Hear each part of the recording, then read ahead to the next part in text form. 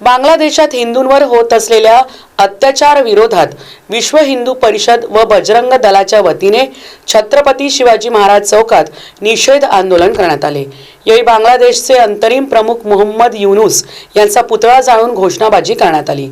विहिपचे जिल्हाध्यक्ष रोडमल गहलोत यांच्या नेतृत्वाखाली हे आंदोलन करण्यात आले। बांगलादेशात दीपू चंद्र दास यांची निर्घृण हत्या आणि हिंदू समाजावर होणारे क्रूर अत्याचार हे मानवतेवरील कलंक आहेत। धर्मांध जिहादी विचारसरणी असलेल्या घटकांनी मंदिरांची विटंबना करणे, मातृशक्तीवर अत्याचार करणे आणि हिंदू ओळख पायदळी तुडवणे हे प्रयत्न असह्य झाले आहेत।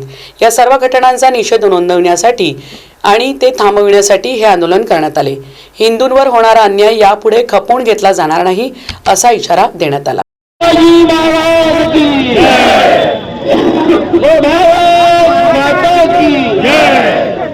मुर्दाबाद मुर्दाबाद बांग्लादेश मुर्दाबाद मुर्दाबाद मुर्दाबाद